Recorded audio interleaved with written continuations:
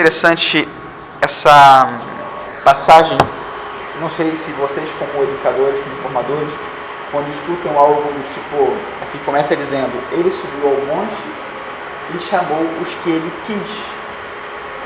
Vocês me dizem se vocês fazem com uma criança que faz sempre tudo o que ela quer.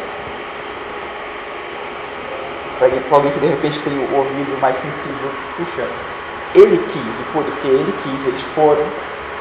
E de repente no colégio vocês têm experiências de crianças que eu quero, e as coisas são assim. Quando o ponto de referência é Nosso Senhor, a gente tem que parar e pensar, bom, deve ter algo por trás. Não é só isso que eu estou estudando de primeira, tem algo além aqui que Nosso Senhor está me ensinando. E esse ponto de partida do querer de Jesus Cristo, que na verdade é o querer do Pai, Nosso Senhor, ele fala, né? Eu não faço nada por mim mesmo, eu faço pelo Pai, é a vontade do Pai. Esse querer de Deus, ele tem que ser, de algum modo, o ponto de partida e o ponto de chegada de tudo que nós fazemos. Seria talvez muito pobre para nós, como educadores, não compreender uma criança, um jovem que nos é confiado, sem saber que antes dele e depois, que antes de mim, na vida dele e depois, tem algo que transcende. Aqui, no Evangelho dá uma lista do nome dos apóstolos. O interessante é que essa lista, ela não é só um discorrer sobre nomes, né? Vai citando nomes, por exemplo. Tem momentos em que tem aqui umas vírgulas e uma explicação sobre o que é ou sobre o que vai ser esse apóstolo. Paulo Ferrari falava sobre Deus chama. Deus nos chama. Ele chamou a cada um. Só não comprou a passagem, mas Deus chamou a cada um para aqui, mas também chamou por uma missão na vida, uma vocação, para algo que permanece a vida toda, mas também, às vezes, coisas pontuais. Deus chamou. E, de alguma maneira, esse encontro que vocês têm com cada uma das crianças, ou cada um dos jovens, adolescentes, que vocês tratam e que vocês formam, acontece através também de um chamado de Deus, ou a partir de um chamado de Deus. Mas esse chamado, ele é anterior a você e ele transcende você. No início desse chamado, existe um querer de Deus, um sonho de Deus, um plano de Deus. E no final do chamado, existe a realização plena desse sonho. Você não está nem no início nem no final. Por isso, quando a gente fala do querer de Nosso Senhor, é interessante que isso sirva também para reflexão nossa, que esse querer ele precede o nosso querer e vai além dele.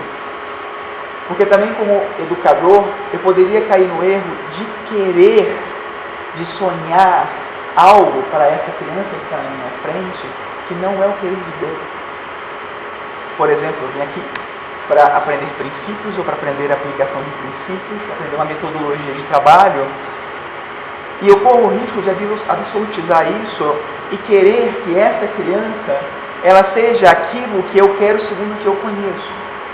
Quando o meu conhecimento é um meio para descobrir, junto com ela, na sua medida, segundo as suas limitações, esse querer de Deus e levá-la a isso, e conduzi-la a esse conhecimento. Claro, durante os anos, durante os dias, momentos que eu tenho essa criança confiada. Mas tudo começa antes e tudo começa depois. E aqui, a gente encontra, por exemplo, Nosso Senhor, no Evangelho, Marcos fala, Tiago e João, que eram filhos de Zebedeu. Indica a procedência de onde eles vieram. Mas quando Nosso Senhor se refere a Pedro, ele fala, na verdade, Simão, tu serás Pedro. É o que vem depois, é o que acontece. O interessante do desafio aqui é que a gente não sabe nem o que veio antes e o que virá depois. faz o desafio maior ainda. E exige de nós uma docilidade muito grande. Nós somos educadores e poderíamos nos manter no nível da antropologia, da psicologia, da sociologia, mas como educadores católicos, isso não é suficiente para nós, muito pouco. Porque o que a gente tem diante dos olhos é uma realidade, é uma parte muito pequena da realidade, do que é essa pessoa e o que Deus sonhou para ela. Nós nos aproximamos da verdade quando consideramos essa procedência e esse destino eterno dessa pessoa e nos colocamos como colaboradores, instrumentos de Deus, para que Ele, durante esse momento, ajude, conduza essa pessoa no que cabe daquele momento, segundo as nossas limitações e possibilidades, na condução desse processo a uma plenitude. E Deus nos colocou aqui para isso. E que também não depende da gente, né, cara? E existe uma resposta, porque o chamado é para ela também. O chamado dela é para ela. Eu posso cooperar, mas eu não posso, já falar aqui da liberdade também, né? Então, eu não posso violar essa liberdade. Eu conheci faz anos, no Rio, uma coisa que me assustou terrivelmente, muitas vezes eu lembro disso. Eu conheci um jovem que tinha sido seminarista menor no seminário do Rio de Janeiro. Eu estava estudando Direito, a gente se conheceu na faculdade. E aí uma vez ele me disse, não, sabe, é que eu sei que Deus me chamou para ser padre, mas eu não quero ser. Eu tenho certeza que me chamou, mas eu tenho certeza que eu não quero. E eu sempre me pergunto como é possível que uma pessoa tenha uma visão tão clara da vocação, ou do chamado, desse sonho de Deus, e não ame isso, e queira todo o contrário. Porque depois da vida dele é tudo o contrário a isso.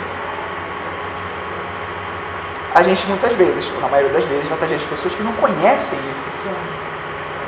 E sabe, mas ajuda a saber que existe um plano, existe um querer, e esse é um sonho sempre maravilhoso de Deus.